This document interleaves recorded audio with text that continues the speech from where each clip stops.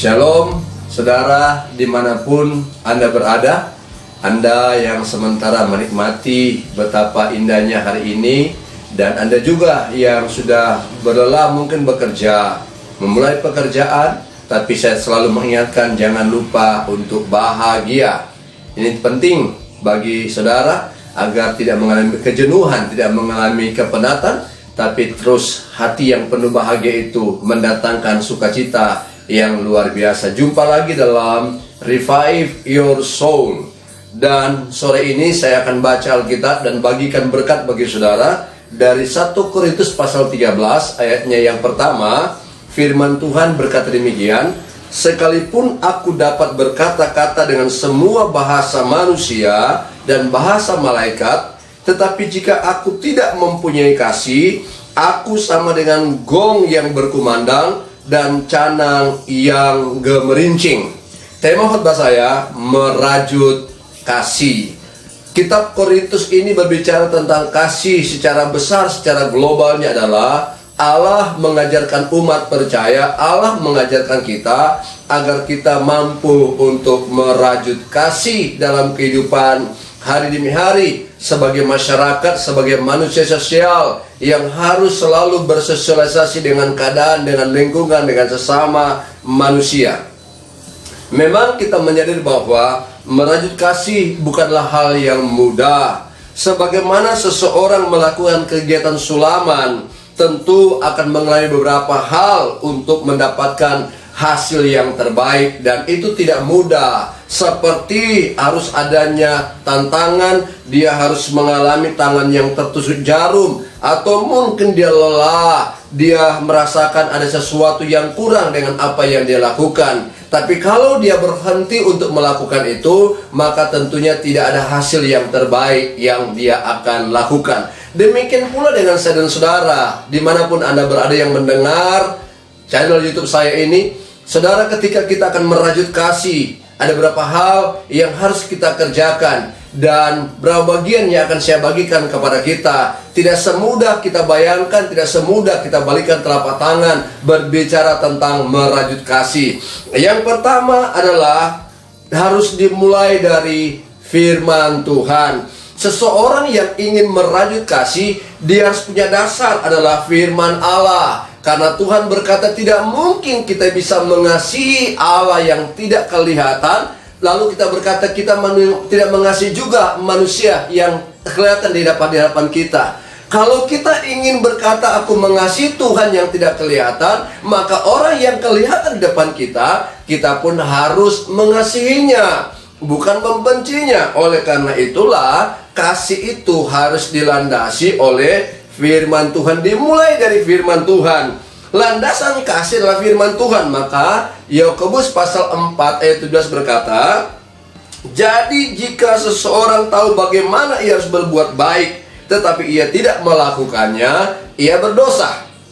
Saya dan saudara mengenal apa kata baik. Kalimat baik itu harus kita lakukan. Tapi kalau kita tidak mengerjakannya, hanya omong kosong, hanya omong doang, maka kita berdosa. Kata Alkitab Yohanes pasal 4 ayat 7, saudara-saudaraku yang kekasih, marilah kita saling mengasihi, sebab kasih itu berasal dari Allah. Dan setiap orang yang mengasihi Allah, lahir dari Allah dan mengenal Allah. Jadi firman Tuhan itu jelas sekali bahwa landasan kasih kita adalah firman Tuhan.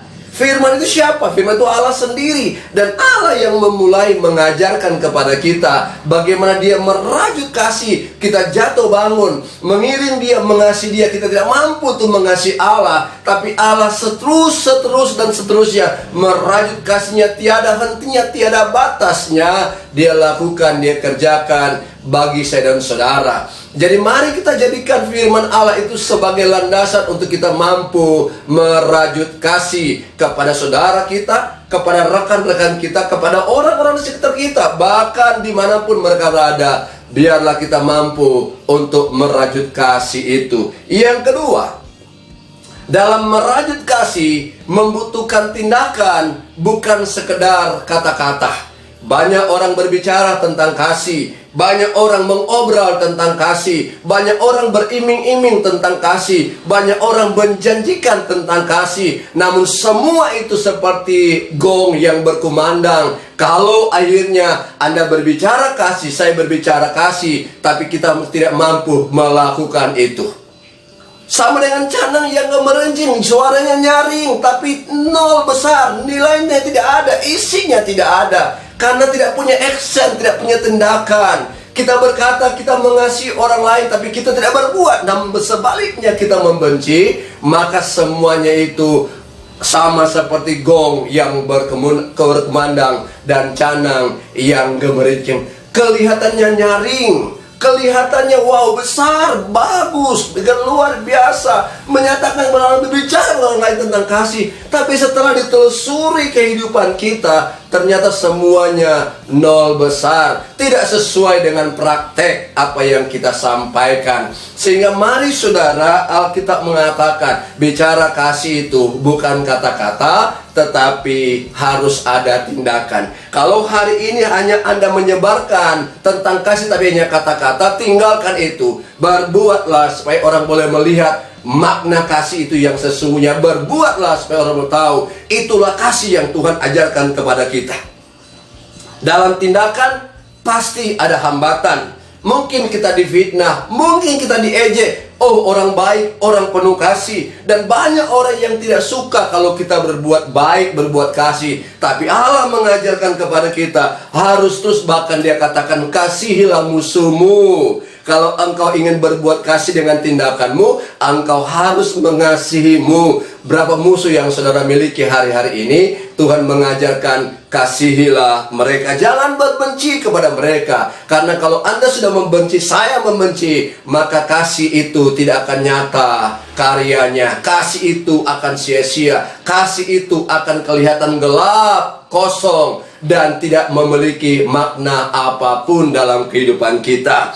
Kasih akan mengalahkan kemarahan, kasih mengalahkan iri hati, kasih mengalahkan dengki, dan mengalahkan kebencian. Oleh karena itu berbuatlah, bukan berkata-kata yang banyak tentang kasih, tapi nyatakan itu lewat perbuatan kita. Kata-kata sedikit, perbuatan yang banyak, kasih yang banyak yang kita bagikan bagi semua orang. Yang ketiga adalah teruslah berkomitmen untuk berbuat kasih. Jangan menyerah. Karena kita tahu ada pengorbanan dalam berbuat kasih, ada harga yang harus dibayar, ada karya nyata. Jangan berhenti sampai kita melihat buah dari kasih itu sendiri. Anda berbagi kasih, menyiramkan air tiap hari kepada batu yang keras, lama-kelamaan, batu yang sekeras itu pun bisa dihancurkan lewat kita menaburkan, menyiramkan air. Sama dengan ketika orang membenci, mungkin kita dapati orang yang begitu bebal, mereka sulit untuk diubahkan.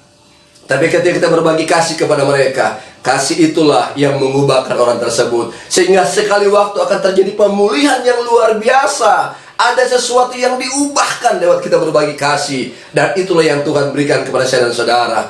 Berapa banyak, berapa kali kita buat dosa, tapi Allah menabur kasih itu, menabur kasih, merajut kasih setiap saat.